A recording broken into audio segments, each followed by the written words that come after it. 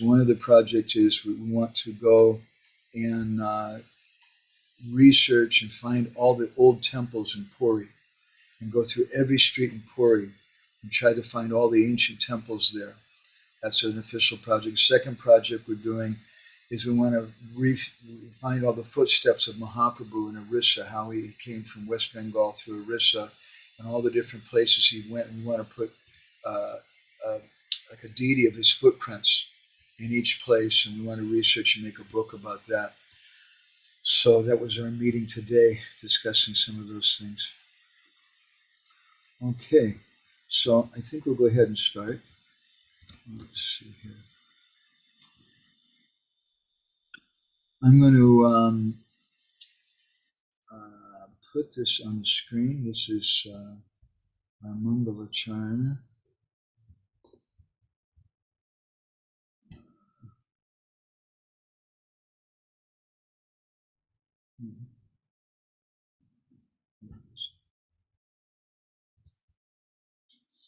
And maybe I'll go ahead and read the Sanskrit, and Krishna Balaram Prabhu, maybe you can read the English after I do. Is that okay?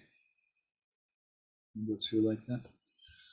Om Jnanatimidandasya Gyananjana Shalakaya Chakshun Militam Jena Tasmai Shri Guruve Namaha. I was born in the darkest ignorance, and my spiritual master opened my eyes with a torch of knowledge. I offer my respectful obeisances unto him. Prabhu, it's cut off a bit on the right-hand side. Cut off on the right-hand side, okay. Yeah. One second here. Namom Vishnu Padaya Krishna Prestaya Bhutale Srimate Bhaktivedanta Swamin Iti Namane. I offer my respectful obeisances unto His Divine Grace A.C. Bhaktivedanta Swami Prabhupada, who is very dear to Lord Krishna on this earth, having taken shelter at His lotus feet. Namaste Saraswati Deve Gauravani Pracharane Nirvisesha Shunyavadi Paschatya Deshatarane. Our respectful obeisances are unto you, O spiritual master, servant of Saraswati Goswami. You are kindly preaching the message of Lord Chaitanya Dev and delivering the Western countries which are filled with impersonalism and voidism. Vancha Kalpatarubhischa Kripa Sindhu Bhyevacha Patitanam Bhavanebhyo Vaishnavebhyo Namo Namaha. I offer my respectful obeisances unto all Vaishnava devotees of the Lord. They can fulfill the desires of everyone just like desire trees, and they are full of compassion for the fallen souls. Shri Chaitanya Manobhishtam Stapitam Yena Bhutale Swayam Rupa Kadamayam Dadati Swapadantikam. When O Srila Rupa Goswami Prabhupada, who has established within this material world the mission to fulfill the desire of Lord Chaitanya, give me shelter under his lotus feet. Vandeham Shri Guru Shri Yuttapada Kamalam Shri Gurun Vaishnavamscha Shri Rupam Sagrajatam Sahagana Raghunatham Vitam Tam Sajivam Sadvaitam Savadhutam Parijana Sahitam Krishna Chaitanya Devam Shri Radha Krishna Padam Sahagana Lalita Shri Vishakam Vitamscha. For my respectful obeisances unto the lotus feet of my spiritual master and unto the feet of all Vaishnavas. Offer my respectful obeisances unto the lotus feet of Srila Rupa Goswami, along with his elder brother Sanatana Goswami, as well as Raghunath Das and Raghunath Bhatta, Gopal Bhatta, and Jiva Goswami. Offer my respectful obeisances to Lord Krishna Chaitanya and Lord Nityananda, along with Advaita Acharya, Gadadhar, Shivas, and other associates. Offer my respectful obeisances to Srimati Radharani and Sri Krishna, along with their associates, Sri Lalita and Vishaka. Namo Mahavadanyaya Krishna Prema Pradayate Krishnaya Krishna Chaitanya Namne Goratvishe Namaha. O most munificent incarnation, you are Krishna himself, appearing as Sri Krishna Chaitanya Mahaprabhu. You have assumed the golden color of Srimati Radharani, and you are widely distributing pure love of Krishna. We offer our respectful obeisances unto you. Ajanulambuto bujo kanakavadato sankirtanaika pitaro kamalaya taksho Vishvambaro dvijavaro yugadharma palo Vande jagat priyakaro karuna avataro. I worship their Lordship Shri Chaitanya Mahaprabhu and Nityananda Prabhu, whose long arms extend down to their knees, whose beautiful complexions are radiant yellow like molten gold, and whose elongated eyes are like red lotuses. They are the topmost Brahmins, the guardians of religious principles for this age, the most munificent benefactors of all living entities, and the most compassionate incarnations of Godhead. They initiated the congregational chanting of the names of Lord Krishna. Hey Krishna Karuna Sindho Dina Bandho Jagatpate Gopesha Gopika Kanta Radha Kanta Namostute.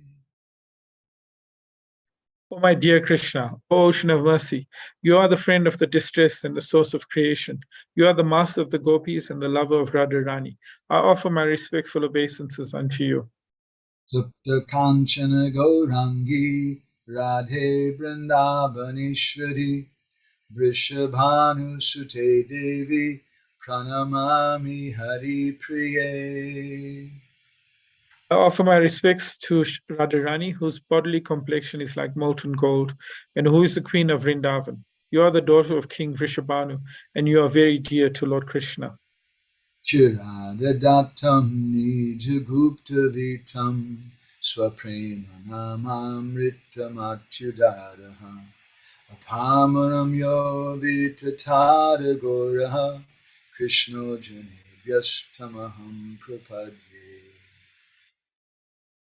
The most munificent Supreme Personality of Godhead, known as Gaura Krishna, distributed to everyone, even the lowest of men, his own confidential treasury in the form of the nectar of love of himself and the holy name. This was never given to the people at any time before. I therefore offer my respectful obeisances unto him.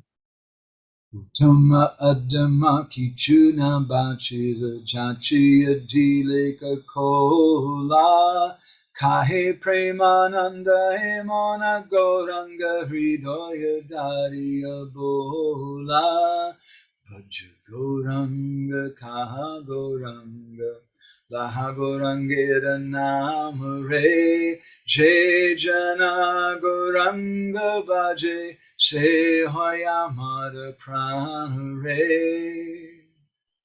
Never discriminating who was a fit candidate, elevated or degraded, the son of Mother Sachi magnanimously accepts one, and all unto his lap in the loving embrace, crying, "Come to my fold, come to my fold." The poet Prema Das begs you all to constantly chant the sweet name of Krishna while holding tightly so that son of Mother Sachi in the innermost core of your heart. Worship Gauranga, speak about Gauranga. Oh, please take to Gaura now. Whoever worships Gauranga is my life and soul. Anandalila Maya Vigrahaya Himadivya Chavisundaraya Tasmai Mahaprema Rasa Pradaya Chaitanya Chandraya Namo Namaste. Chaitanya Chandraya Namo Namaste. Chaitanya Chandraya Namo Namaste. O Lord Chaitanya Chandra, O Lord whose form is full of blissful pastimes, O Lord whose complexion is as splendid as gold, O Lord who gives in charity the nectar of pure love for Lord Krishna, I offer my respectful obeisances unto you. I offer my respectful obeisances unto you.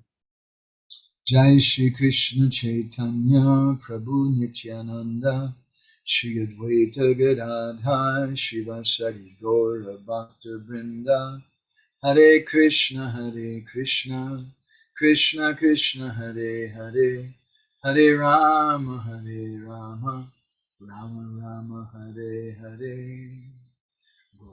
Gauranga Gana Gocha Golodharam, Golanga Gudatama Gopyara Kopa Briksham, Gopala Gadaratidam, Yati Singha Gora, Govinda Deshikavaram Satatam Mama.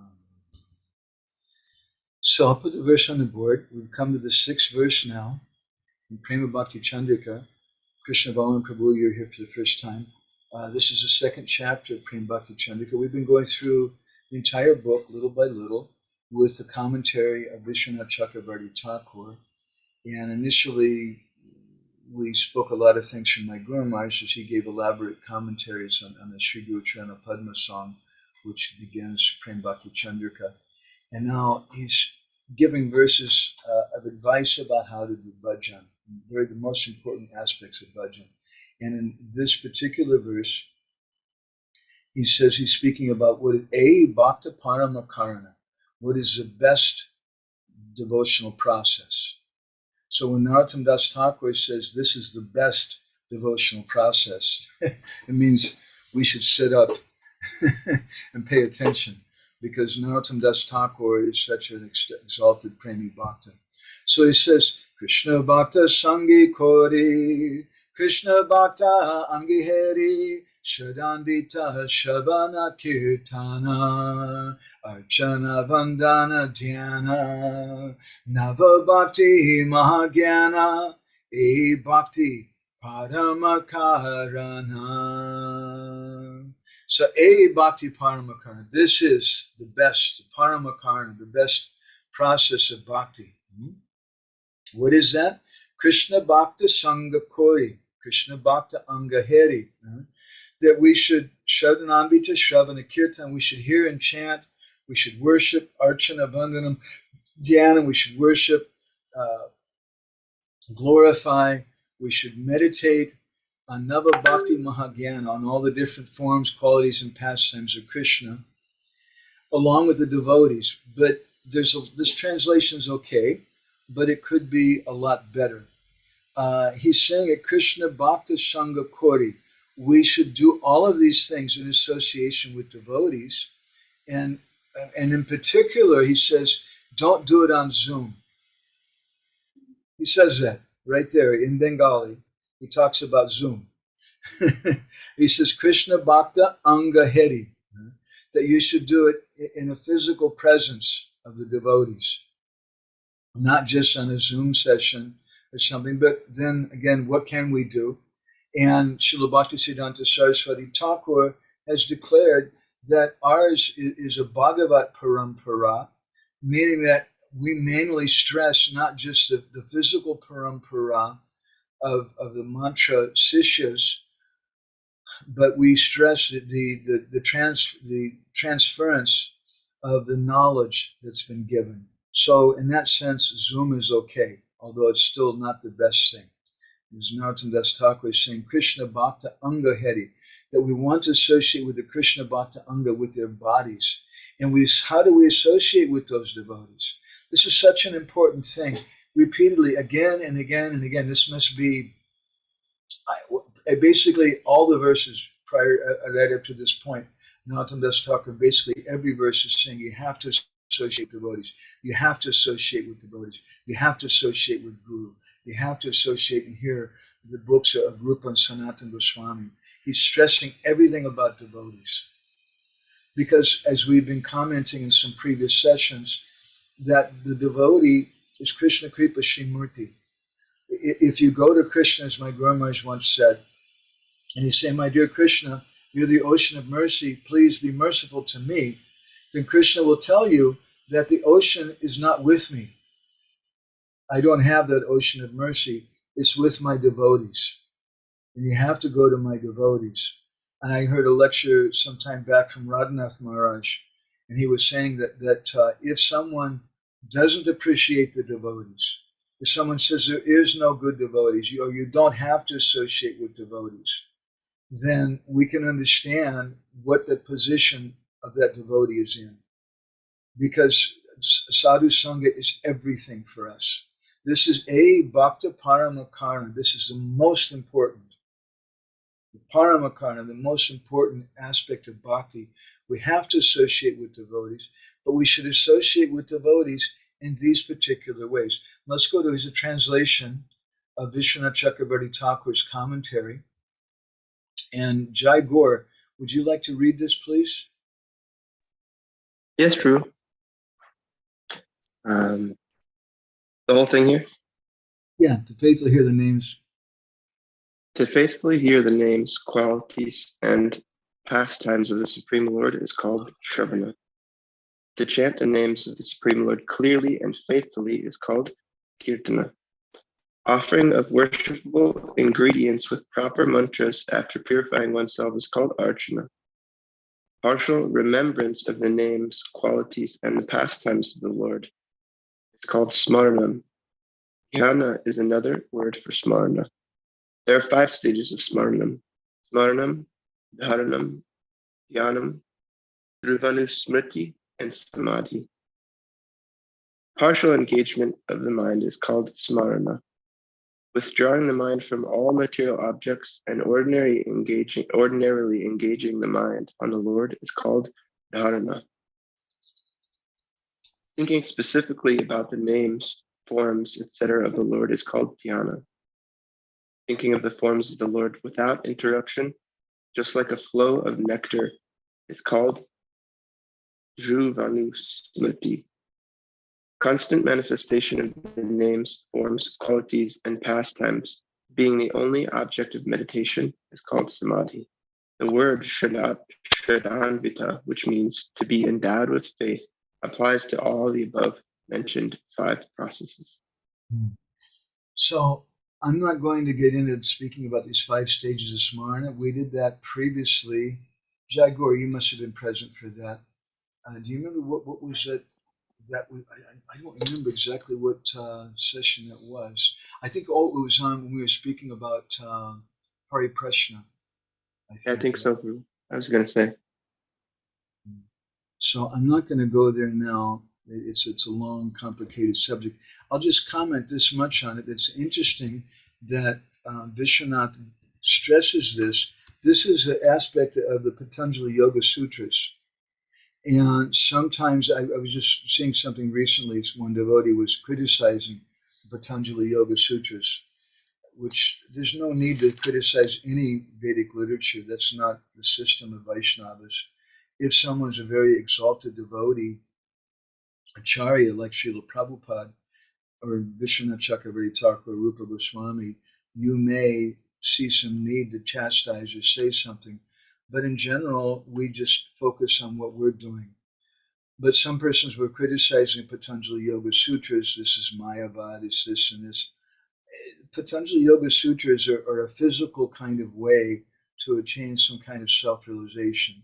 And bhakti is not stressed. Rather, Ashtanga Yoga is stressed. But it's very foundational principles that are spoken of there. And our acharyas take many things from there, including these 5 different descriptions of what is smarana, what is remembrance. Those are elaborately discussed in Patanjali Yoga system. I don't want to go there so much for that today. It's a little theoretical in a way. I want to stress what I see is the main point in this verse, and I think it's easy to see that this is the main point in the verse. That Narottam Das Thakur, twice he's saying kṛṣṇa-bhakta. Kṛṣṇa-bhakta sangha kori, kṛṣṇa-bhakta aṅga heri. That you should associate with the devotees. You should associate with the body of the devotees. Just in case someone has some doubt that, oh, maybe I can just read a book, or I can just, I'll listen to a recording of Jai Gaur doing kirtan, and then I don't have to go and associate with him in person. It's just as good, Prabhu. No, it's not just as good. There's a difference between the two. And this association with the devotees means we're doing certain activities. Shraddhanvita, Shravana Kirtan. With faith, we're doing Shravana and Kirtan. It's the first thing. And then we're doing Archana, we're doing Vandana, we're doing Dhyana. We're doing Navabhiti Mahajnana. We're understanding the place of Navavidi Bhakti, the ninefold process of devotional service. This is the second time again that Narottam Das Thakur has mentioned Navavidi Bhakti in Prema-bhakti-candrika. So this is the purpose of our Krishna conscious movement. Prabhupada wanted devotees to come together and hear and chant. It wasn't just to make an institution, just to make some temples or something. Hare Krishna, Nandarani, nice to see you. Let me put a quote from Srila Prabhupada up here. Nandarani, would you like to read this? Hare Krishna, Prabhu. I can read it, yes. From the top, Prabhu. Sure. Mad for Krishna, not for big talk. From now on, the temples will operate independently and try to improve their spiritual life more carefully. So there is no more need for such financial arrangement of centralization as you have proposed. Now I have given you everything, but I do not see that even the basic principles of advancement in spiritual life are always there. And sometimes there is a tendency to neglect what is our real purpose of life, namely, to become mad after Krishna. And instead we become carried away by big talk. So I am still thinking how things will go on. A letter to Satsvarup, 10th of April, 1972. Oh, very nice reading. Thank you. So Srila Prabhupada saw this. This is an instruction he gave for the early devotees.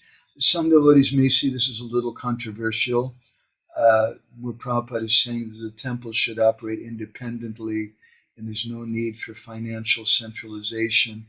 I'm not really interested in controversy personally. I just look for myself, and I do what I'm supposed to do. And if other people, in this case, if some devotees want to work together in a centralized kind of way with their temples, and they find some benefit in that, that's fine. But from this letter from Srila Prabhupada and a number of other letters, Prabhupada spoke about how his vision was that each temple would be autonomous and independent. His vision for spreading Krishna consciousness was that in each temple there would be some powerful leader who was speaking Krishna consciousness, and as Prabhupada said, giving our main purpose of life, which is to become mad after Krishna.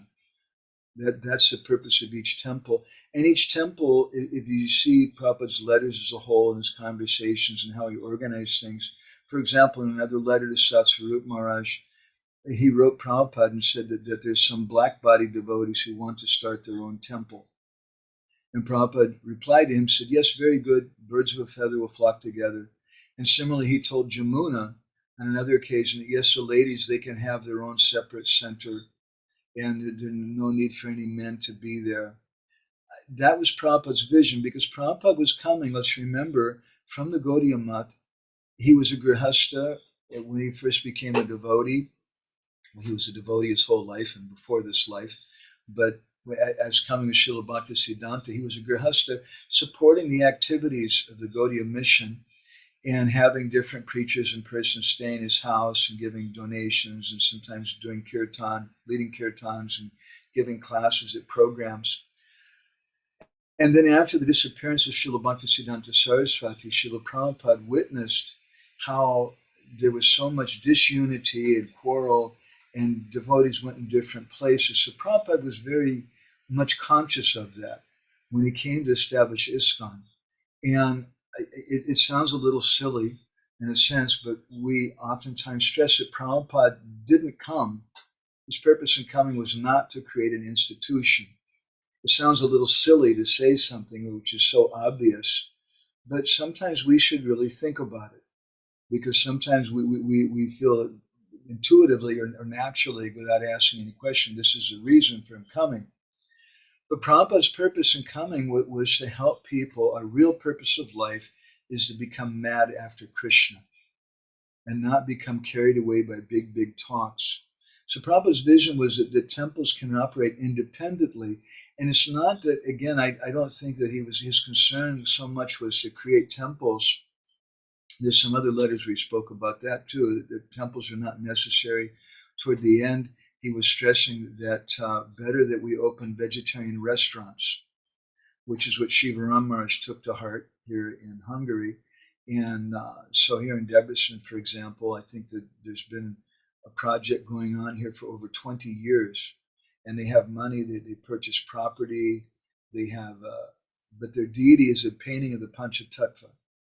And there's no deity worship, there's no regular programs, they just have a restaurant which generates money, and it's packed. Every day, we were there this morning, it's packed every day, so many people come, they're able to maintain themselves and maintain the devotees, and they do some Harinam, and they do some book distribution and programs in a very natural way. And the devotees who come, mostly to this center, they're coming because of Nitai Bhavana Prabhu mostly. He's kind of a famous rock star here in Hungary before he joined. But some of the devotees who maybe go to Eger, they go there perhaps for Chaitanya Prabhu or for Triyuga or some other devotee. And in Budapest, they may go for for Gormani Prabhu, who's the temple president, or in the farm, there's different moods in different centers. And it's natural that devotees will go to those particular places. So this is very much the same kind of point that Narottam Das Thakur is making, that he's saying kṛṣṇa-bhakta sangha kora, kṛṣṇa-bhakta aṅga heri, that we should associate with devotees. And as we were speaking in our last session, I think it was, at least in our last class we gave here in Bhagavatam in Debrecen, how important it is to create a madhyam culture, and how important it is to associate with devotees. This is stressed again and again throughout our Bhagavatam and Gaudiya Vaishnava literatures. I'll give you a few examples. This is a couple verses from the 11th canto of the Bhagavatam where Krishna is speaking to Uddhava, and he says, the first line I just had to add, Gosh aṅga yasadina. Krishna is saying to Uddhava that I can be worshipped within the cows. And you do that with the cows by yavasana adina, by giving grass and grains and different things. And by giving grass and grains to the cows, you're worshiping me. So when we take care of the cows, this is our system of cow protection. Our system of cow protection is not the same system of cow protection that the vegetarians do. There's some vegetarians who also want to protect cows. We have a different concept. It's not the same concept as the Hindus. There's many Hindus who also want to worship the cow, and they say all the demigods are situated in the cow, and you get so much benefit. That's not why we worship the cows. We worship the cows because by serving the cow, Krishna becomes pleased. Because we see Krishna in the body of the cow. So Gos Aṅga Yavasadina. And Vaishnave Bandhu Satkritya. You can worship me within the Vaishnavas. Krishna says, I'm in the heart of the Vaishnavas. Aham Bhakta Paradino. The devotees are in my heart, I'm in the heart of the devotees. And how do you worship the Vaishnavas? Bandhu Satkritya. Two things. You become their bandhu. You make some friendship with them. And Satkritya, you honor, you give respect to them. This is how we make friendship with the Vaishnavas. This Satkritya, or this activity of giving respect, is the essence of all different relationships. If you're having problems in your life, and so you decide to go to a counselor, what is the function of the counselor? In one sentence, the counselor's function is to give respect to you. That's the main function of the counselor. And how does the counselor give respect?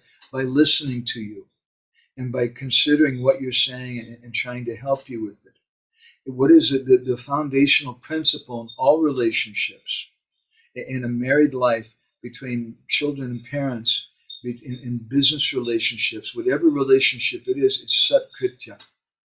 It's based on some system of respect.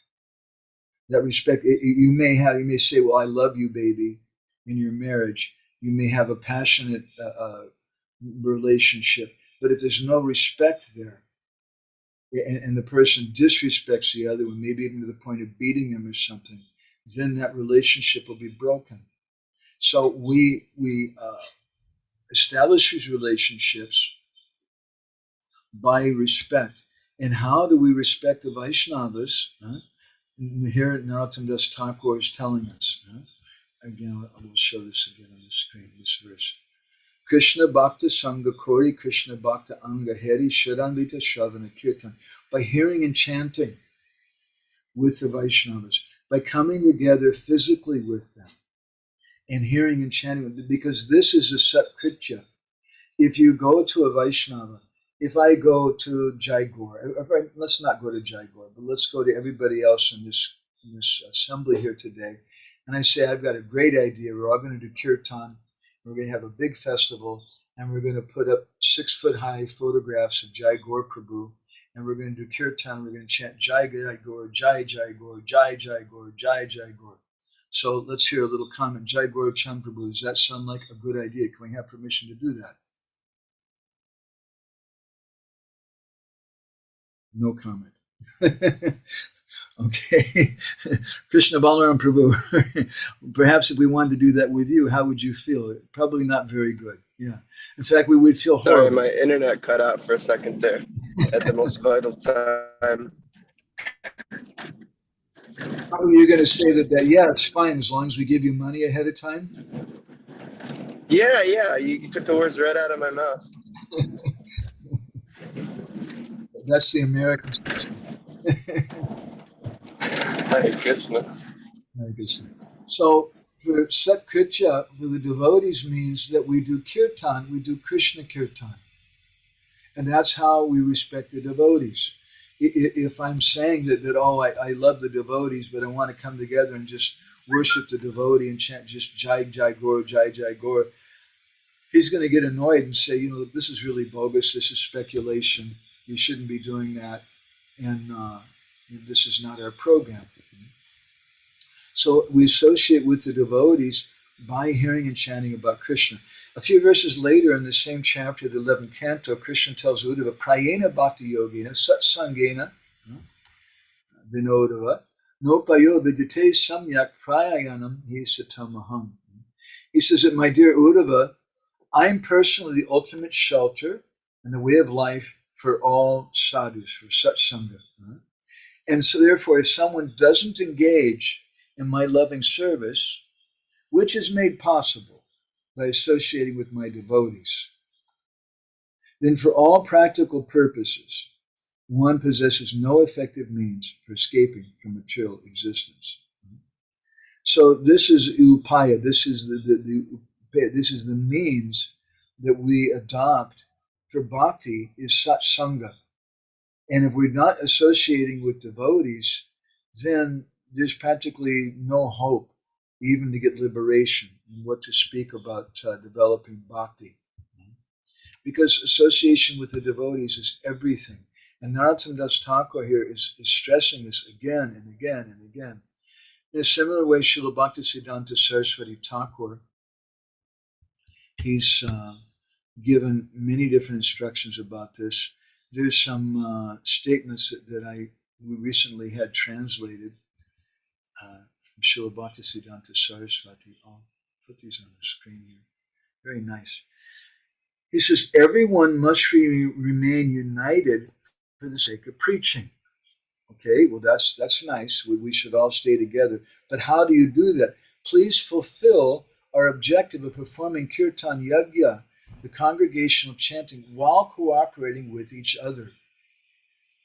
If we don't do kirtan, then there's no question of cooperating together. There's no question of staying together. And even in a family, even in a grihastha ashram, and whatever we're doing, if we keep Krishna and Krishna Bhakti prominent, then that relationship that we're doing kirtan with other persons, we're doing service with other persons, that relationship, that's a sat relationship. That's an eternal relationship. And it's ahoitaki apatiyata yayatma supersedity. It won't have any selfish motivation. The persons won't feel like you're trying to exploit them. It doesn't have any end to it. It'll never stop. Even if your wife leaves her body, your husband leaves his body, your parents leave their body, your children, or whoever else you're doing kirtan with and Hari Katha, even if they leave, still the relationship continues. And it's by nature yayatma superseded. It's fully satisfying to the heart. Whereas any other kind of material relationship, it's always based with some subtle or gross form of exploitation. I want something out of you. I'll tell you I love you. And the boy really feels like, I love this girl. I'm telling this girl I love her. But then he catches her speaking to another boy the next day, or she sees her kissing another boy or something. And he feels so hurt. And part of the reason he feels hurt is because I told you I love you.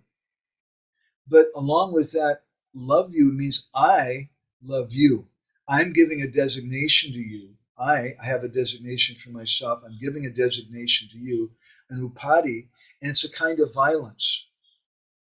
So because I've declared that I love you, now I own you to some extent. And you have to do as I'm saying. Otherwise, I'm going to be angry with you. So there's some violence in those kind of relationships. So there's another letter here from 1927 with Srila Bhaktisiddhanta. He said that we're surrounded by enemies.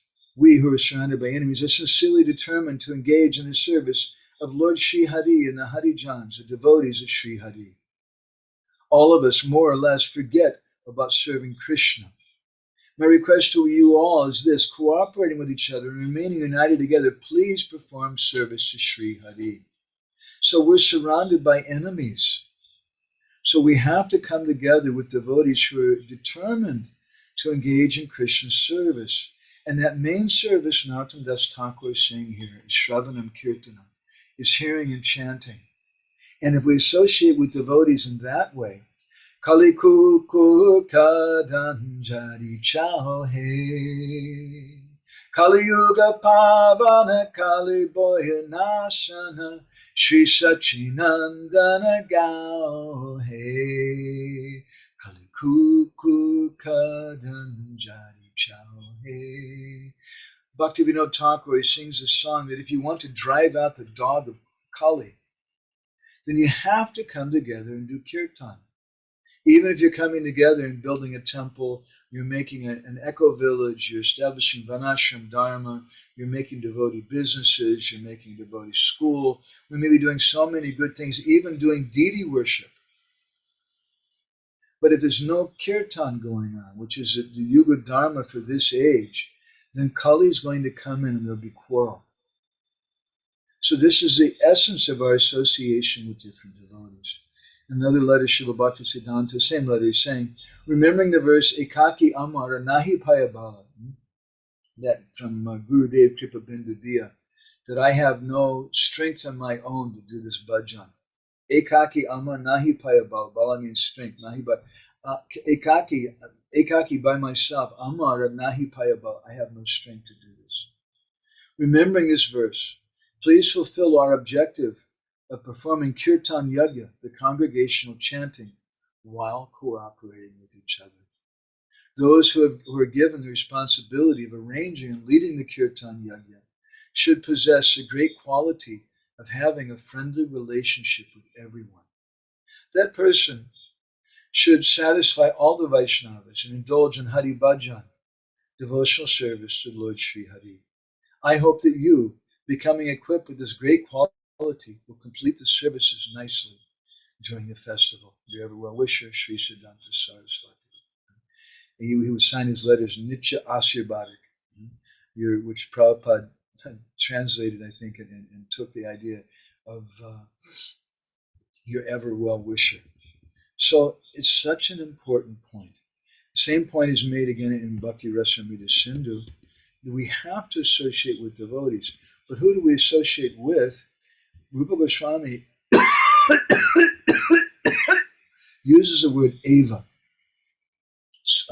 Swayutan eva samshrayat. That we should, samshrayat means to take shelter. And we take shelter in a group, a yuta, but it should be eva So yutan eva, should we only take shelter in a like-minded group? And this is one reason why I want to have these kind of sessions. I've been meditating on the Baltic Summer Festival in Lithuania, and we'll probably give a talk there about creating Madhyam community. I've been meditating on a presentation about that. If I don't do that beforehand in one of the other festivals in Ukraine or some of the other places we're going,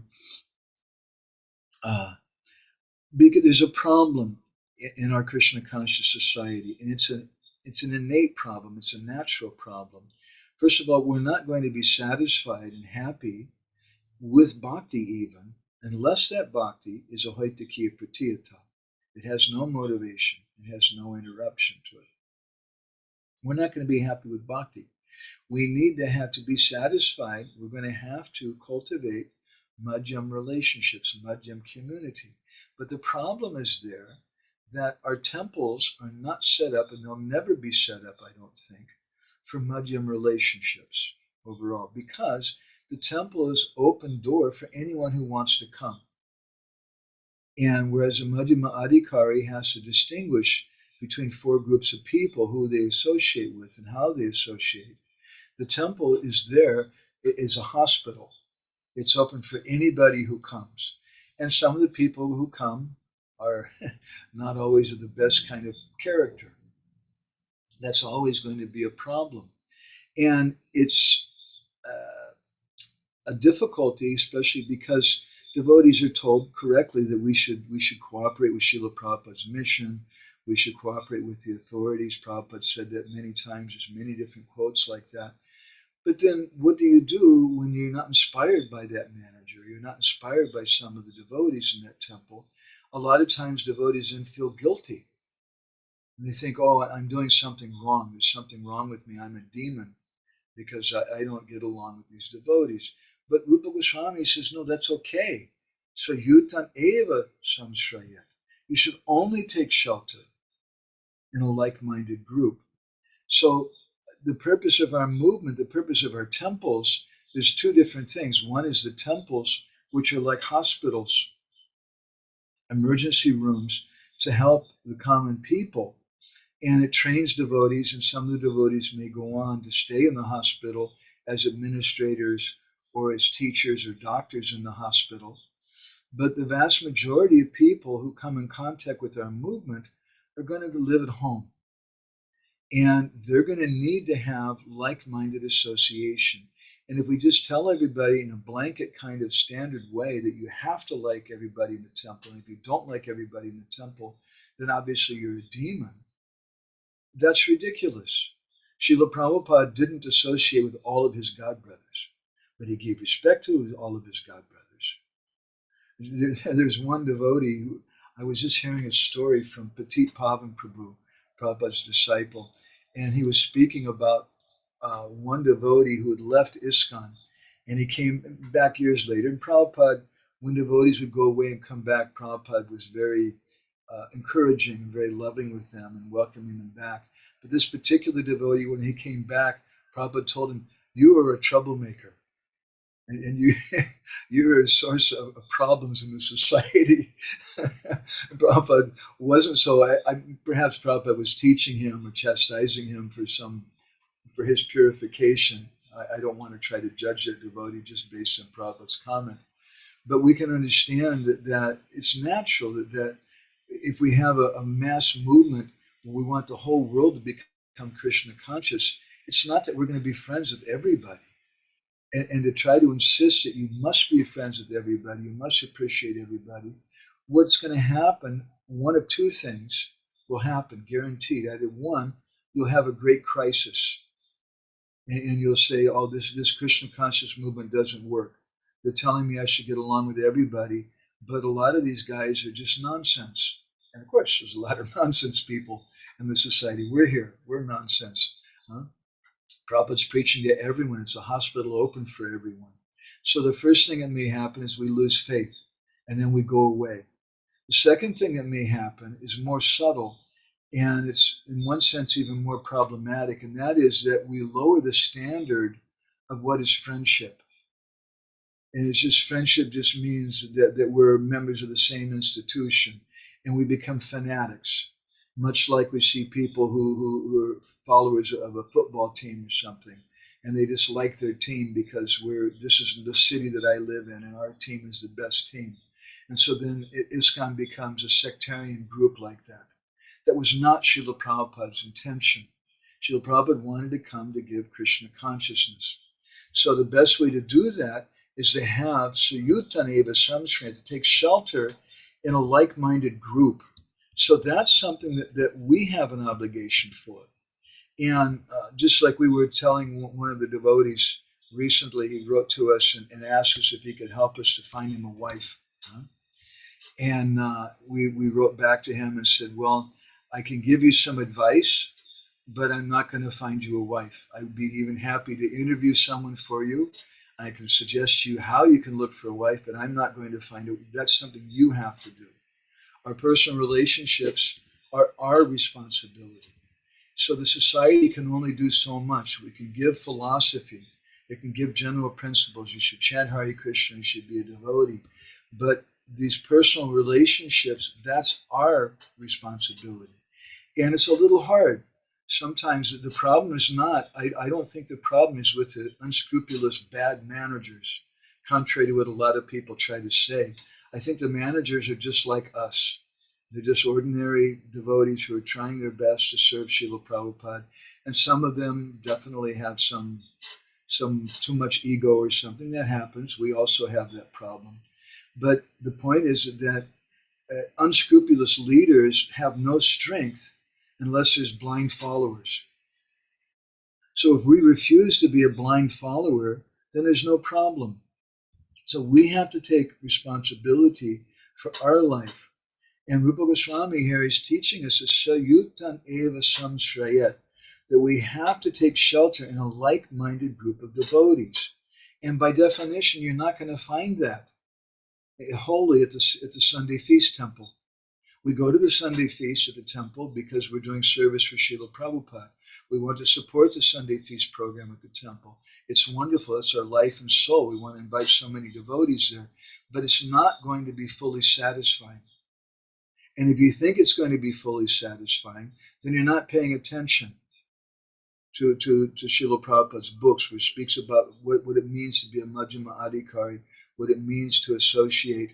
And it's just not possible to have that kind of association in a natural way in the temple. So we have to have our own smaller sanghas where we nourish each other. That's a vitally important thing. And that association, as Narottam Das Thakur is saying here, that association is based on hearing and chanting with the devotees. Prabhupada speaks about this in so many different places. There's a beautiful purport Prabhupada gives in the 22nd chapter of the 4th canto of the Bhagavatam. Harichandra Prabhu, would you like to read this?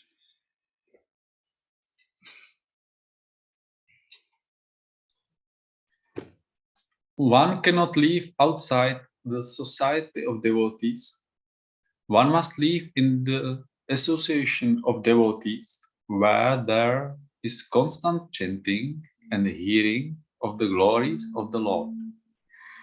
The Krishna consciousness movement is started for this purpose, so that hundreds of ISKCON centers may give people a chance to hear and chant, to accept the spiritual master, and to dissociate themselves from persons who are materially interested.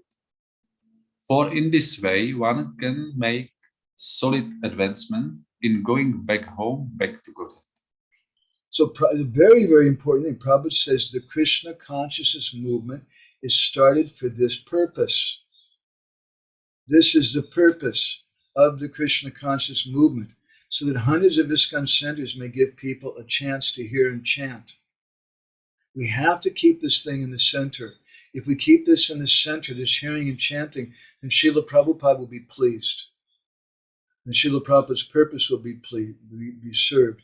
And if we forget about this and we just start becoming the International Society for Construction Consciousness, or for money-making consciousness, or for any other kind of thing, which looks a little bit like Krishna consciousness, so you still decorate it in the same way. You put tilak on them and so many.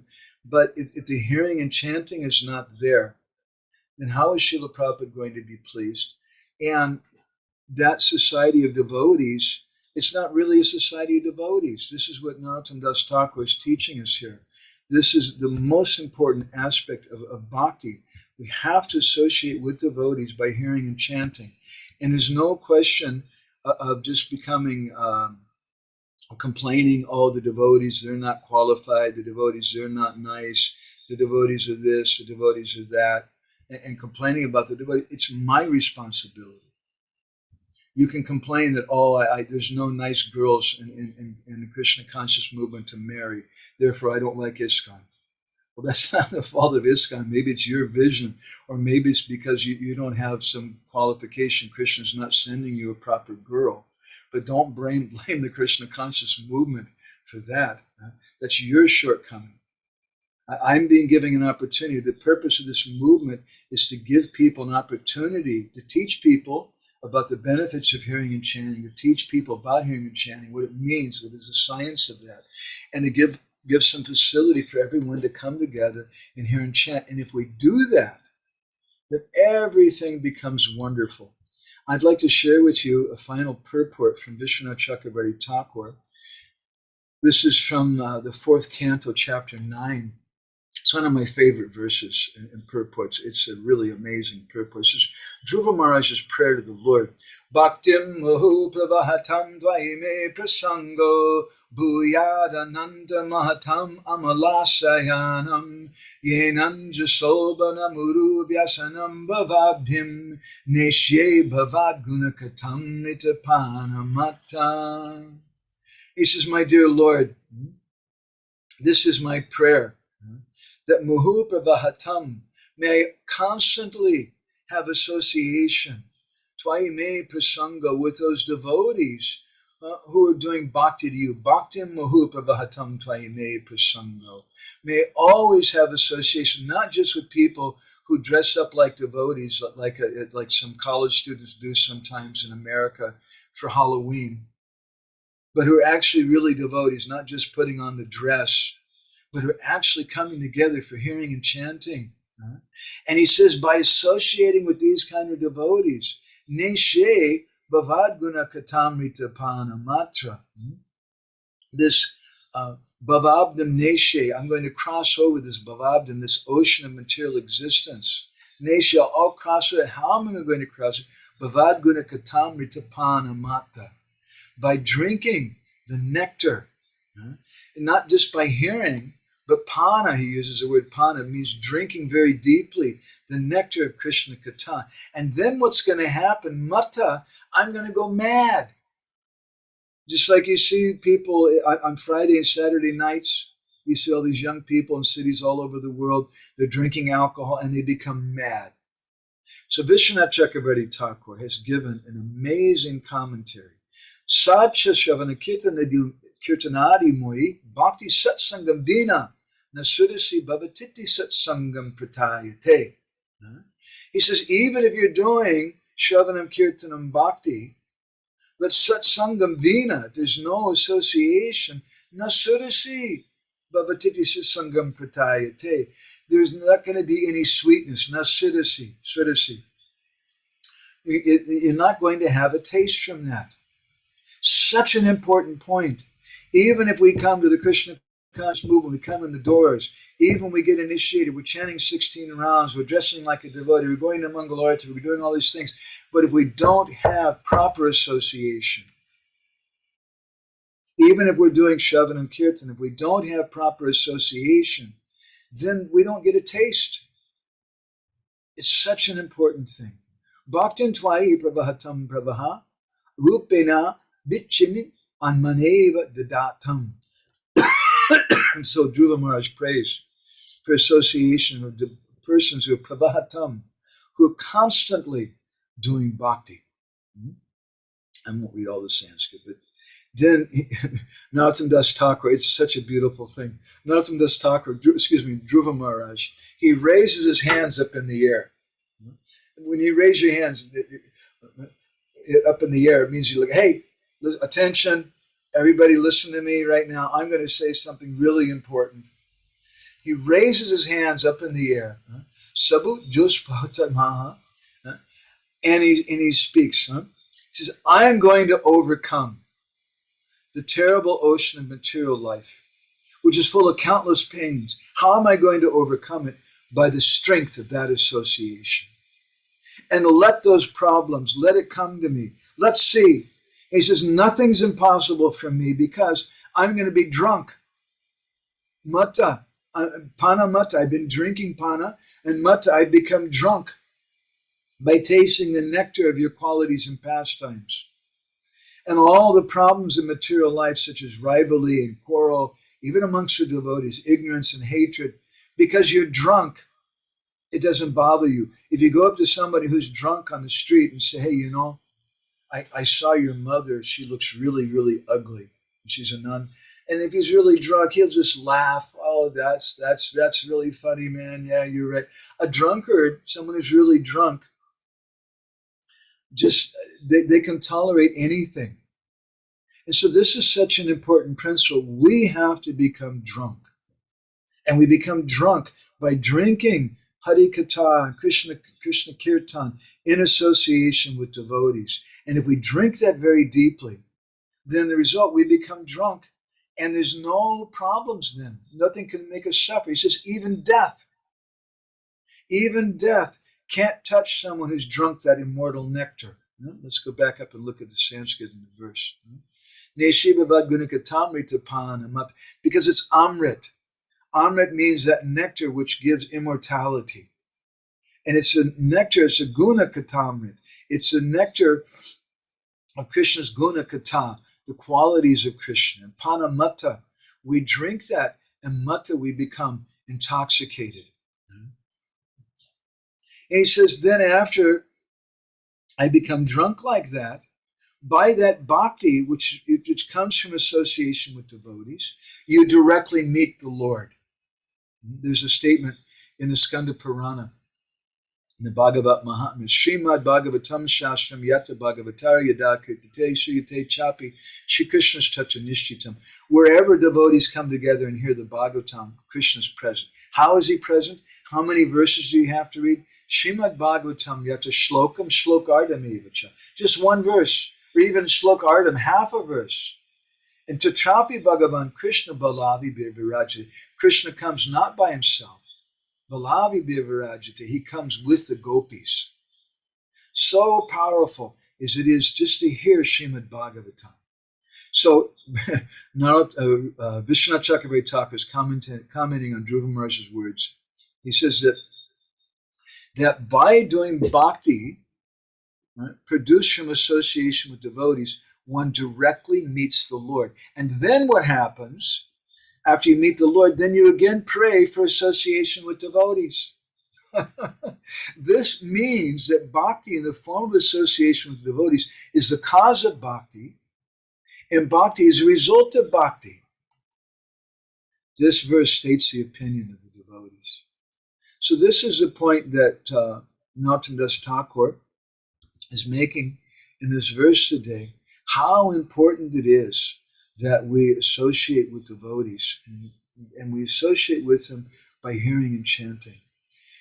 Navadas has written a beautiful book called Bhaktamala, which Bhaktivinoda Thakur speaks about in his autobiography, in which also Srila Bhaktisiddhanta Saraswati Thakur recommended as standard reading for devotees who are taking Bhakti Shastri. And he tells a story about one devotee whose name was Haridas, and he was a wonderful devotee of Krishna, and he loved to serve the devotees. That was his life and soul, to serve the Vaishnavas. So one day, Haridas, he was a grihastha, and he was doing some work, and he was out doing something. And while he was gone, a group of Vaishnavas came to his house. And so his wife greeted them, and she served them some prasadam and things, and they sat and rested, and finally they left. And then Haridas came home and he said, what's happening? Anything going on there? And his wife said, oh, it was wonderful. So many Vaishnavas came. And then Haridas became very sad. And he ran after the devotees because he was so eager to have darshan of the devotees. He was so eager to associate with the devotees. And Krishna, who is in everyone's heart and understands the mood of the devotee, Krishna, seeing that and appreciating his love for the devotees, Krishna is Bhavagrahi Janardhan, who serves the devotees, who he wants to please the devotees, he wants to take care of the devotees. Krishna, he appeared before him. And Krishna asked him, he said, what are you looking for? Well, what's the problem? And he said, oh, the Vaishnavas, they came to my home, and I miss out on seeing them. I'm just looking for them. And that devotee, Krishna was dressed as a devotee, and the devotee told him, he said, it's okay. You just have my darshan, and you'll automatically get the benefit of seeing the devotees. And Haridas, he said, well, that's a pretty proud statement, you know. He doesn't understand he's speaking with Krishna. He says, because really, if you can glorify the devotees, if you can do kirtan, then you're good association. Can you do kirtan like the devotees do? Can you honor prasadam like the devotees do? And Krishna is dressed as a devotee, said, yes. And then Krishna started doing kirtan, and it seemed like there were thousands of devotees doing kirtan. And Haridas was very, very impressed. Wow, that was just wonderful. Please come to my house and take prasadam. And so Krishna came there, and his wife cooked, and Krishna, in the guise of that devotee, he ate everything. He ate enough for 10, 20 people. And then Haridas can understand, this is not an ordinary person. This is my beloved Lord. And so then Haridas fell down before him and offered obeisances and began to offer prayers. And then Krishna manifested his original form, playing a flute and smiling in such a sweet way before Haridas. So this is the nature of bhakti. If we want to practice bhakti, we have to associate with devotees. There's no choice in the matter. And we spoke about this in so many different talks before, and there's so many different pramanas. We've quoted in many different classes before. I'm just quoting some different ones today to get some understanding. But let's just look at the verse again. Narottam Das Thakur is saying, kṛṣṇa-bhakta sangha, quoting, kṛṣṇa-bhakta aṅga heri, that we have to associate with devotees. And we have to associate with the devotees in person. By saying the word aṅga, he indicates that we have to associate with their body. How do I associate with their body? It means we should feed them. It means we should give them some gift. We should give them some clothing. Give them a donation. Give them a place to stay. Take care of their body. Take them to the doctor if they're sick or something. That's how we associate with devotees. But then especially he says, Shraddhanvita Shravana Kirtan. We should do Shravana and Kirtan, but that should be Shraddhanvita.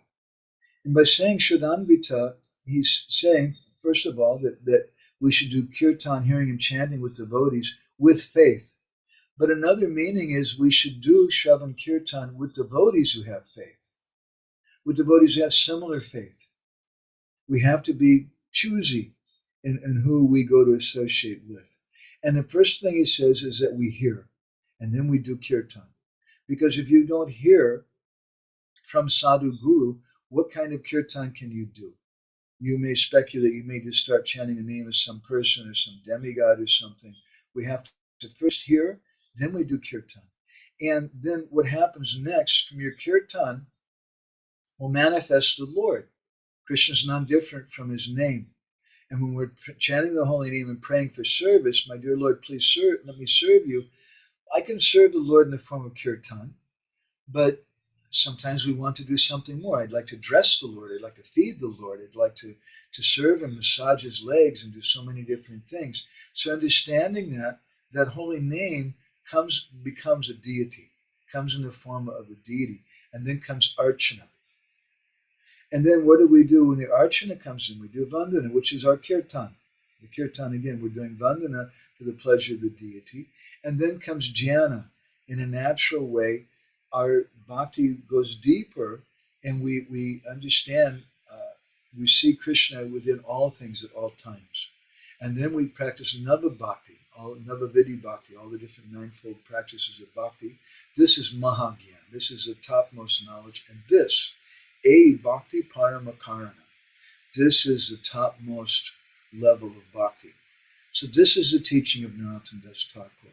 It's not just, sometimes devotees might think, oh, this is something Srila Prabhupada is stressing because he has an institution and the leaders are telling us that we should associate with devotees because they want to push the institution. No, that's not the purpose.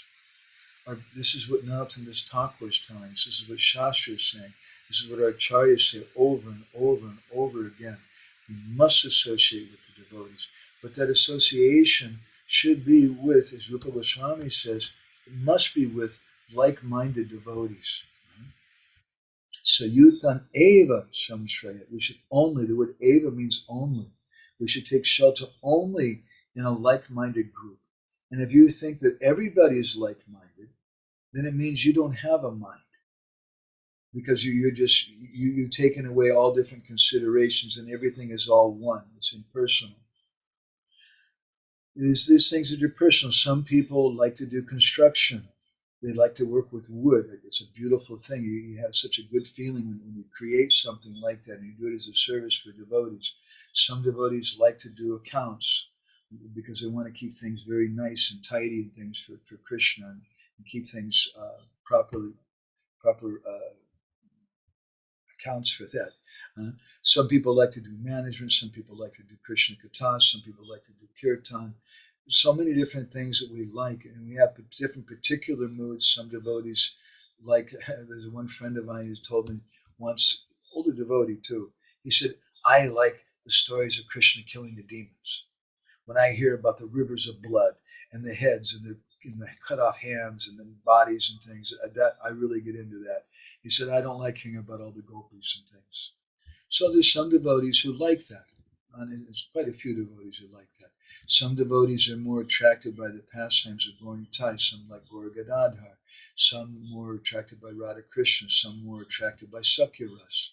There's different moods. So we should associate with devotees who are like-minded. But to find out someone who's like-minded, we first of all have to understand what is our mind. And therefore we go to the temple and we associate in a very general way. And it's difficult for us maybe to get along sometimes with devotees, but we don't really know because we're babies. We don't know what our mood is like. Therefore, how can we look for a group? So we should go deeper. We should practice this system that Srila Prabhupada has given us, and gradually we'll develop a certain taste. And then we should look for a group, and we should try to create a group. It's a very important thing. Sayutan eva samshraya. So these are some of our thoughts about this verse today. I spoke a little longer than I wanted. So maybe some of the devotees here, they have some reflections. Let's see who's here. Hari Chandra Prabhu, do you want to share something today?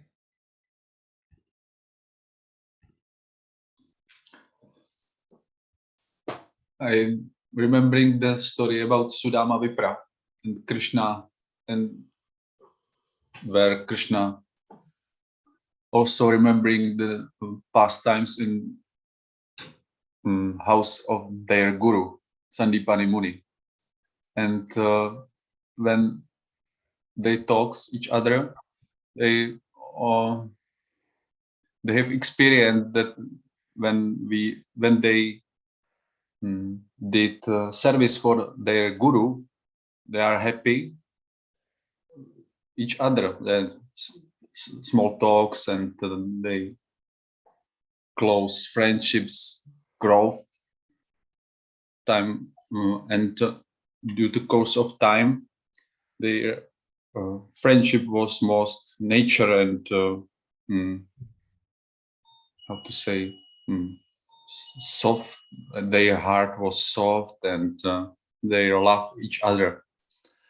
And we are trying here in the Hlava doing the same situation for devotees who are come to our home, and we doing also kirtan and harikatha.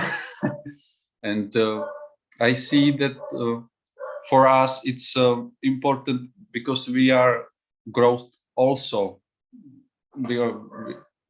I'm not so I'm on the start of path of bhakti, and for me it's interesting that these people, this devotee thinking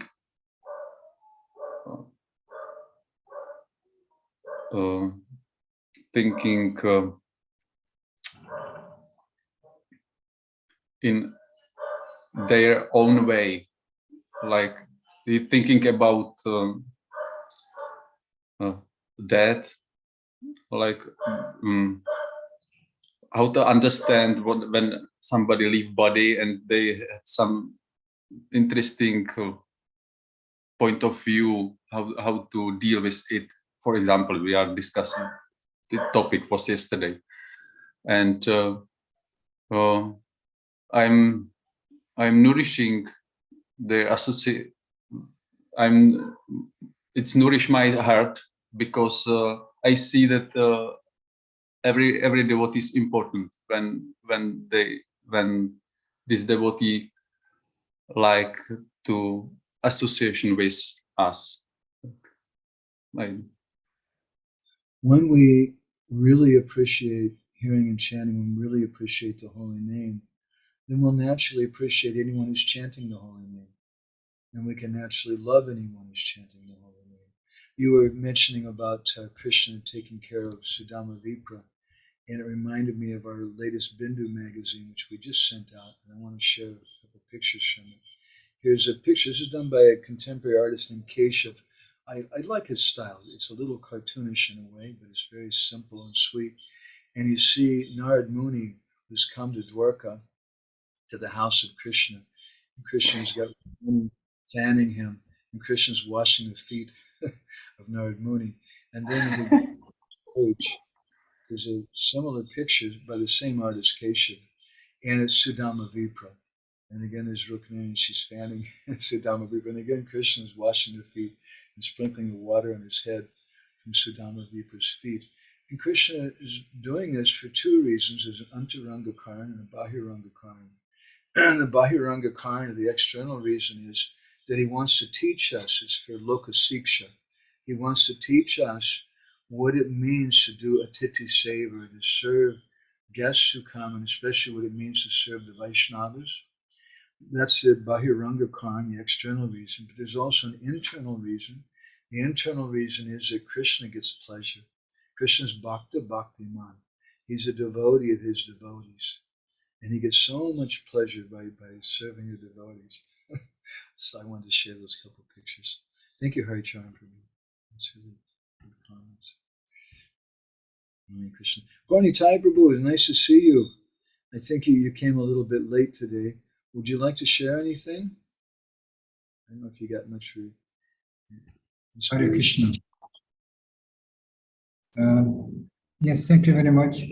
That's my also very important concern, that find devotees.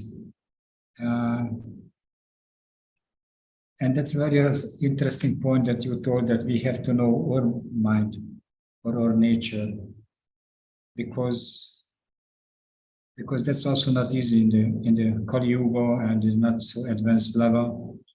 Then when we don't find a person who is naturally like us, that could be like a problematic for the person. Maybe we think that, oh, this is not working, so I just stay alone and just stay at home. I see some videos, I see some classes, and that's okay, that's enough. Or in other associations, I don't go deep because I'm afraid of the not to be appreciated, or what they are thinking about me. So that's quite, yeah, we are, I personally feel very now fit to find a way to learn how to associate with other devotees. And it's not easy. Thank you very much to have to inspire. And I would like to ask you, what happened with that nice association, which was really impressing me when you have this association with Amarendra Prabhu and Chaitanya Charan Prabhu. That was really like a special nectar. When I see that, I'm hoping good fortune will come again.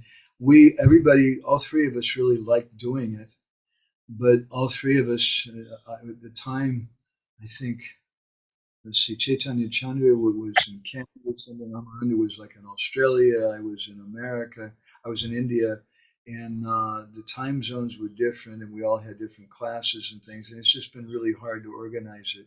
But thank you for reminding me of that, and reminding me of those sweet devotees and that very sweet Sangha. I hope it's not too cold for you there. Here, it's been warm here. It was like 14 degrees today. yeah. Almost snowing. Well, the sun was out and it was very nice. I hope it's not too cold for you there in Mayapur. Yeah, but here Mayapur is a very dusty place. I heard it was 44 degrees. Yeah, 44, yeah. That's Thank you very much. I see the AC on behind you. Yeah. It's ordered by my Guru Maharaj. First time I'm using it. Oh, really? Oh, good. Yeah, you too. Must do it because otherwise you don't sleep. When are you coming back to Hungary? I don't know. Maybe August, but I have no fixed plan. I don't know when we'll see you then. I heard Srila Shivaram Maharaj is a little sick right now. He's in Budapest, just resting. Yeah, he's now in Budapest. And then he will come back in July. Come back in July. Yeah. He wants to write. It is main mission. Yeah, I can relate to that. That's really special. Thank you very much, Guru Thakur. I'm really happy. Let's see who else is here. Krishna Balaram Prabhu. Thank you for taking part. You and Nandarani, that you're a special guest today. You're here at the Pari Prashna group. And your garden behind you looks so beautiful. It's just really awesome. Do you have any reflections you want to share, Krishna Balaram Prabhu? Just thanks for the class, Prabhu. Really appreciate it. It's nice to hear this. It's also nice to hear the emphasis that you put on in terms of physical association. Sometimes we do get hooked onto the Zoom platform and these kind of things in terms of associating, and we sometimes neglect it, that we need to actually take some physical association as well. So thanks for that. Just a thought that went through my head, especially in terms of the point you made on like-minded association. And the question is that, a lot of times in Krishna consciousness, you start off your journey with many like-minded devotees at that point in time. At least you have a certain like-mindedness at that point in time. But then you evolve as you move along the journey in Krishna consciousness. I wouldn't say progress because that wouldn't be where I am, but just as you move along on the journey. But what happens then, when you see that you have a very different liking to others who are around you in devotional service, and sometimes you see things differently from them. How do you operate in those situations? So how do you manage those situations? First of all, our strength is we have unity and diversity. The diversity is our strength. The strength of the Krishna conscious movement is that it's not just a bunch of Hindus, Indian-born people in the Gaudiya Vaishnava line who are practicing this. But our strength is we have people in Russia, people in America, people in China, and South America, and all over the world, not only in different physical places, but who have different natures. That is our strength. And we can't stress that enough. Our strength is not that when we're all doing everything exactly the same, that's not our strength. Our strength is in diversity. And we have to learn to see that. But at the same time, we also need to nourish our own faith in our own natural ways. So Jiva Goswami in Bhakti-sandarbha, he says that we should hear Krishna Katha. That's the first thing, Shravanam. And he says in the beginning, we hear from many different people, just like we do in the movement. But then at a certain point, you meet someone and you really like this person's Katha. You like the mood of this person. And so you start hearing more from that particular person because you want the bhav, the mood of that person. And generally that person then becomes a diksha or siksha guru for that person. And it's not that we don't belong anymore to the broader group. We still belong to that. But we're more careful what we share. Sometimes we can go back and we can say, oh, I was just hearing in Prema-bhakti-candrika about this thing and it was really nice. And some people you can speak with about it. But some devotees you go to and you say, I was just hearing Prema-bhakti-candrika, and they'll say, Prabhupada didn't give Prema-bhakti-candrika. Why are you reading that? That's nonsense. I don't appreciate it. And they might even become angry with you and chastise you. So that's okay. We still love them and we still cooperate with them for the mission of Srila Prabhupada. It's so important that we cooperate together for the mission of Srila Prabhupada, as Srila Bhaktisiddhanta was stressing. And the strength to be able to tolerate each other comes from doing intense kirtan. But Chaitanya Mahaprabhu taught us in Jagannath Puri, he did kirtan with huge groups of people, sometimes maybe 1 million people at the Rath Yatra in Puri. But in the evening, he would go home to the Gambhira. And it would be Srila Damodar Goswami and Ramananda Roy, just a couple of devotees with him. And they would hear and chant with them in like-minded association.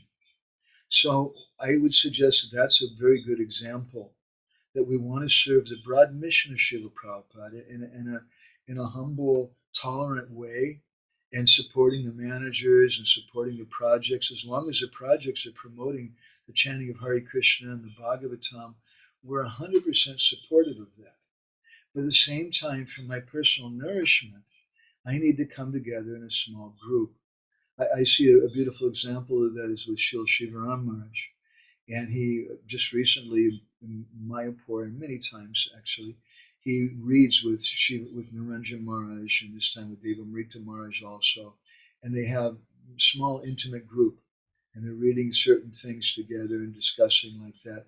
And they have other godbrothers and other godbrothers that they love and godbrothers that they work with, but they're not doing that hearing and chanting with them.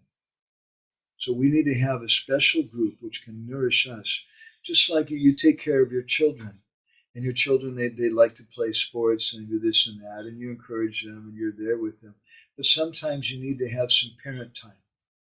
And you and Nandarani just need to go away and get away from kids and be able to take a deep breath and just be with some adults. That's an important thing. We all need that. Is that helpful? Okay, and Gorni Thank you, Prabhu. Thank you. Gorni Thakur commented, good point. What we experienced at the beginning, we enjoy kirtan service prasadam together, and we think, yes, we are like-minded. But later, one by one, we lose those, quote, friends. And at least I understand it's very rare when I can find a like-minded devotee having the opportunity to be physically together. Manushyanam sahasrishu kashtra yetata siddhaye.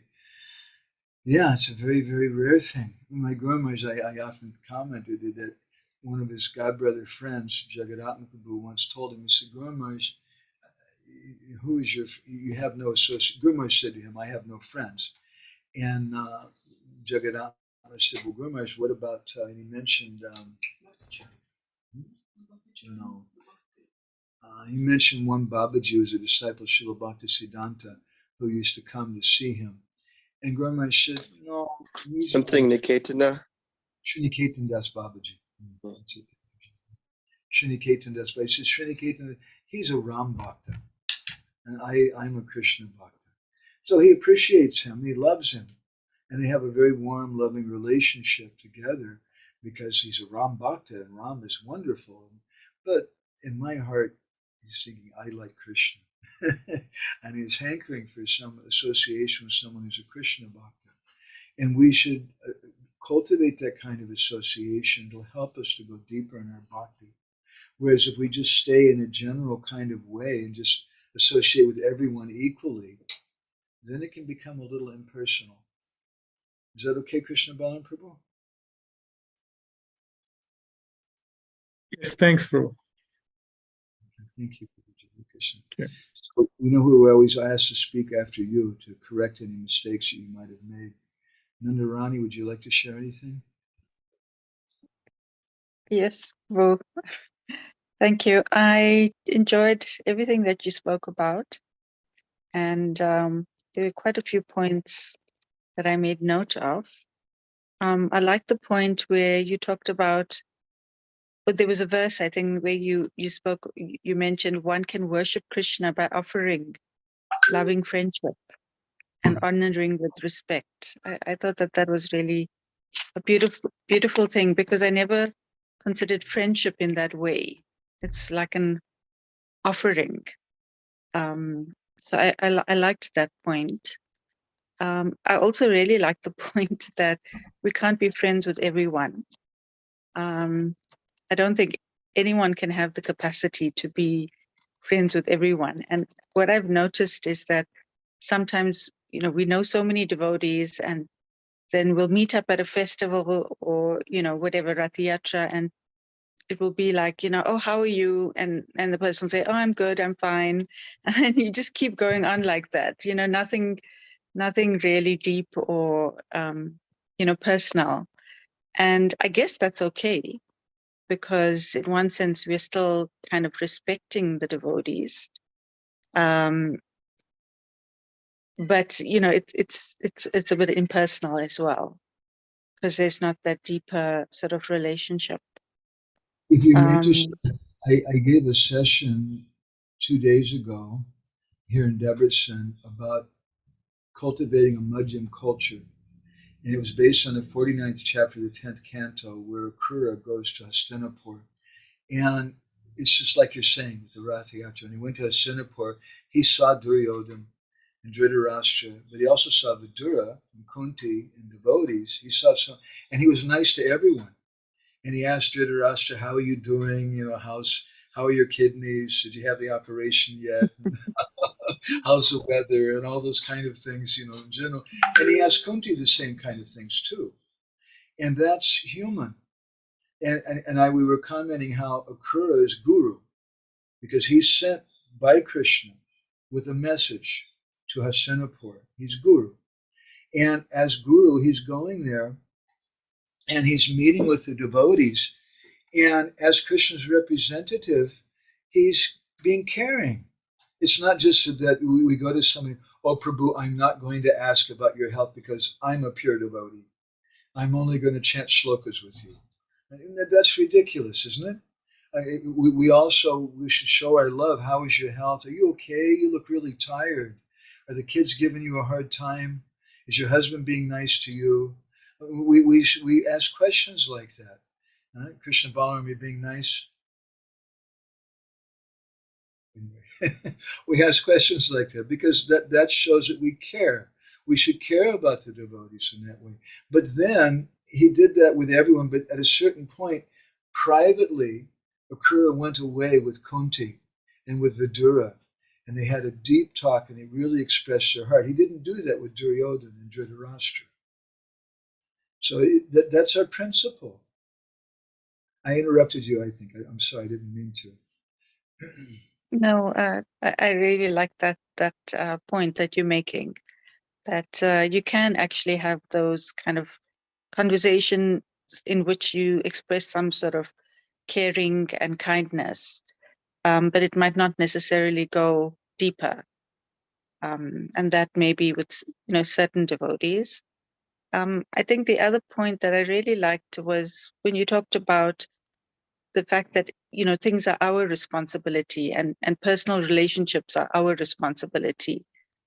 Sometimes I think we can project things on ISKCON, but we are individuals and we have to take responsibility for our own lives and our relationships as well. So yeah, those are the points that sort of resonated with me. I was just having a conversation with someone yesterday, and I don't know, you must remember in Paris a few years ago, there was a terrorist attack on a journalistic organization, a magazine called Charlie. And they killed like 11 people or something. And people all over the world, they had a slogan then. They said, "We are Charlie. I am Charlie." That was their slogan. I don't know how you say it in French. Maybe Gorni Taipabu could say it. I am Charlie. Everybody was saying it. So I was suggesting to this devotee yesterday that in the same way, I am ISKCON. We should have a movement that I am ISKCON. ISKCON's not the GBC. ISKCON's not this one. It's not. I am ISKCON. And it can be whatever I want it to be. And I have a responsibility to Srila Prabhupada to take care of ISKCON in the way that I want it to be. I am ISKCON. It's not that I can blame somebody else for it, but it's me. I am this society. I think that's an important point. We have to become mature. Otherwise, like the children may complain, we be pure devotees by now, but our parents are so nonsense. They're this and that. And you can blame so many other people for so long, but it doesn't work for your whole life. Sooner or later, we just have to say, if somebody's complaining, your boys may say, we're not Krishna conscious because our parents are they're not very serious. They're this and that and the other. And okay, you can feel sorry for them like that. And then they grow up a little bit. They're 18 years old. They're still saying that. Maybe they're 20 years old. They're 25 years old. They're 30 years old. They're still living at home. And they're still complaining, yeah, I be Krishna conscious, but my parents are like this. That works when you're 12 years old or something like that. But when you grow up, you have to make your choices. And we all have to grow up in Srila Prabhupada's movement. That's what Prabhupada wanted. It's a very, very important thing. Otherwise, Prabhupada's movement won't really find fulfillment. We want to live in a Madhyam society, but by nature, the temples are always going to be Kanishta. Jai Advaita Maharaj says that, and it's by nature because the temples are open for everyone. But that's not a Madhyam society. In Madhyam society, you choose who you associate with, but the temples can't do that. The temple is open for everybody. And so you're going to have so many lower class devotees. So the devotees in the temple, they need to have their nourishment. They need to have their smaller groups, their Madhyam community they can go back to. Otherwise, they just go crazy. And we've seen that, and devotees eventually even leave. Anything further, Nandarani? Oh, thank you, Prabhu. Thank you for such deep thoughts. I really, really appreciate it. Also, when you were talking, I was thinking how you could go to your boys and you could say, I just want to talk. What's really deep in your heart? Tell me what's really deep in your heart. And they're going to look at you like, Mom, leave me alone. That's weird, right? But maybe that's what you'd like. But what's real is, hey, why are you crying? Oh, did you broke your toe? Let me see it. And you bandage it and you do something for them. You care for their body and they feel that love. And then at a certain point, maybe you can speak something really intimate with them.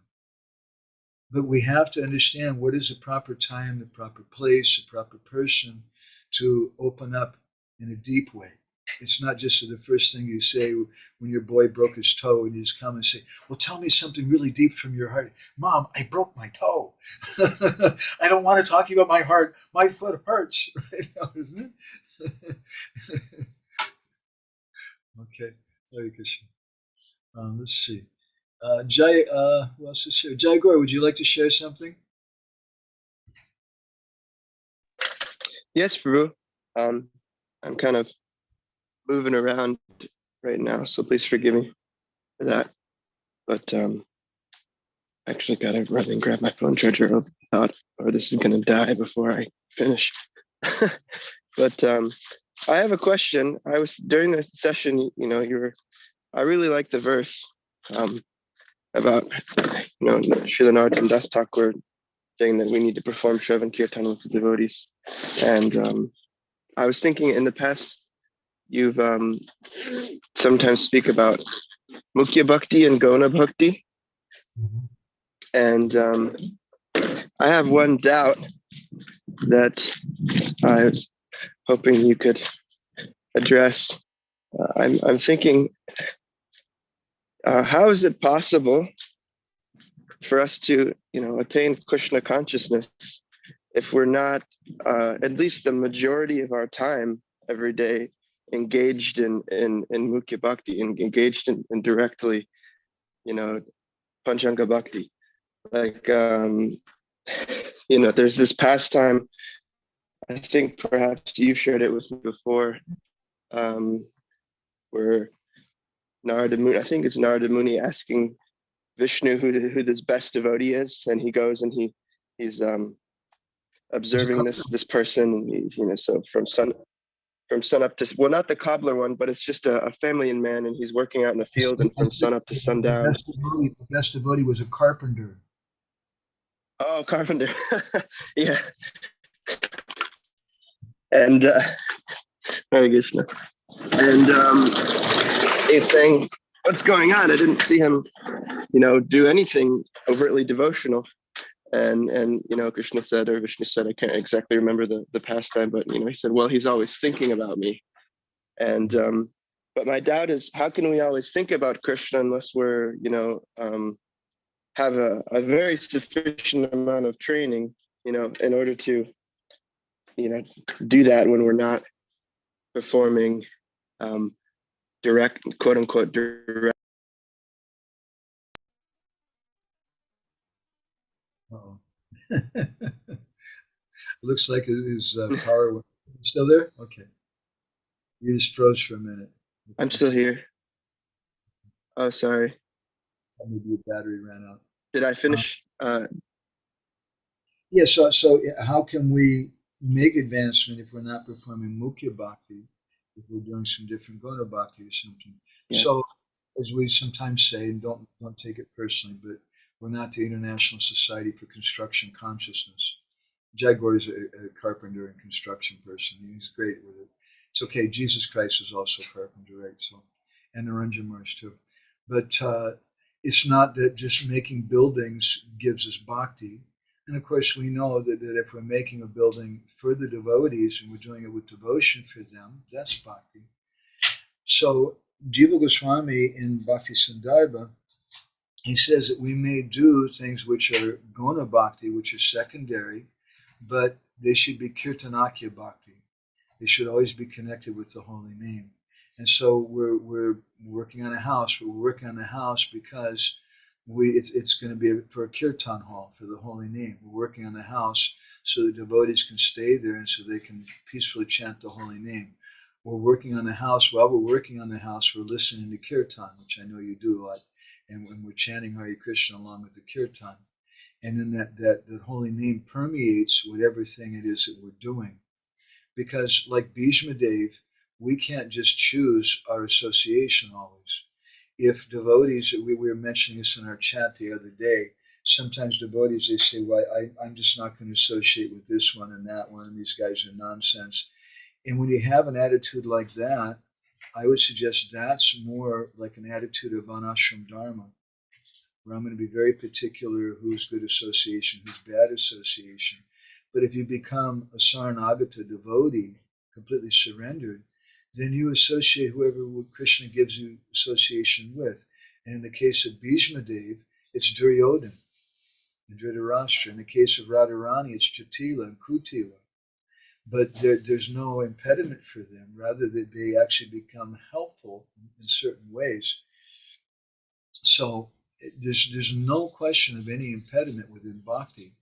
And that Mukhya Bhakti is there if we're always chanting along with whatever else we're doing. We're doing construction, we're doing cooking, we're doing whatever else. And it may seem like cooking is actually part of Archanam, but it may seem like something which is Gona Bhakti, secondary, collecting money for the temple. But if we're collecting money, thinking, well, we're going to buy a new sound system so the temple can do Harinam at the Hash Bash. It's a wonderful program we have in Michigan. we're collecting money so that we can build a bigger temple. I can't hear you if you're talking to us. I see your lips moving. We're collecting money so that we can make a bigger temple so that more people can come. That's connected with the holy name. And while we're doing it, we should be chanting. Even on the other hand, even Dhruva Goswami says, even if you're doing Archanam, Vandanam, Sakyamapni Nivedanam, you should also be chanting. You should be chanting constantly wherever you're going. Is that helpful, Jagra? Yeah, it's helpful, Prabhu. I guess it takes I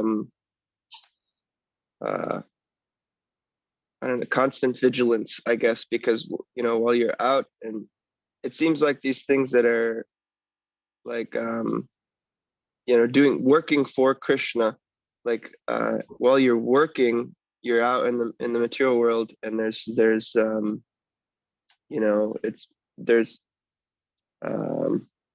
it's much easier for the mind to contemplate, doing, sometimes it becomes one for me, one for Krishna, and then two for me, one for Krishna.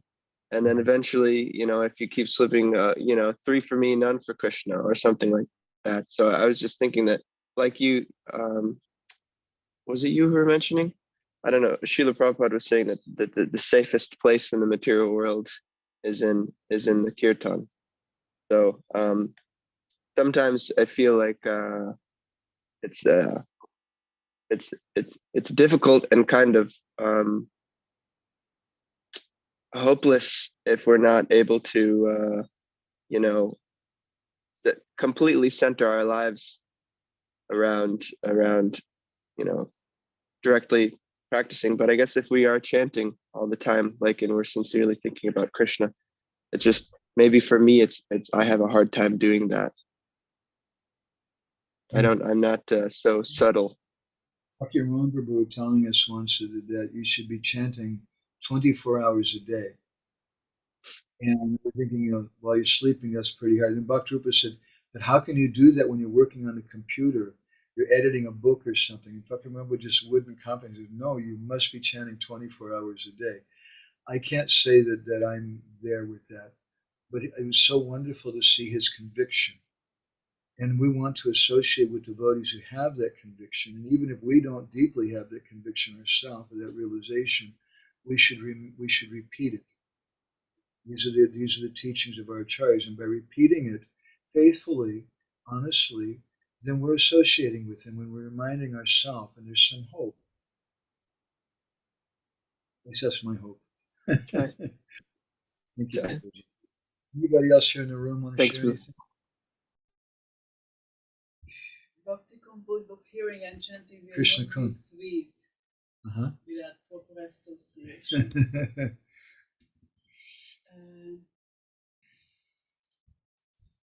I admired when you spoke about Kali Yuga, how even deity worship is not enough, it's the age of Nam.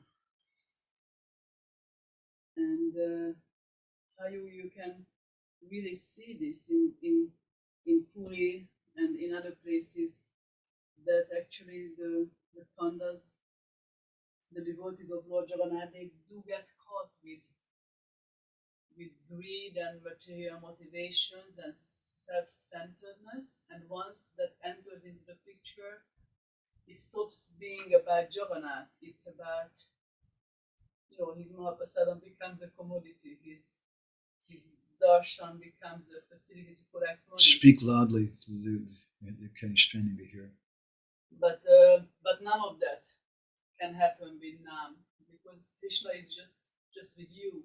You just have some private time, beautiful private time with the most reciprocative person.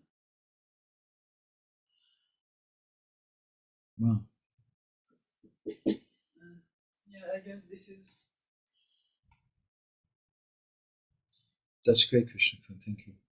Vishwanath Prabhu comments, he says, I have a new relationship with a nice devotee. We have regular readings together and, of course, some conversations. Recently, he found out that, quote, maybe his Guru Maharaj is not a like-minded devotee with him.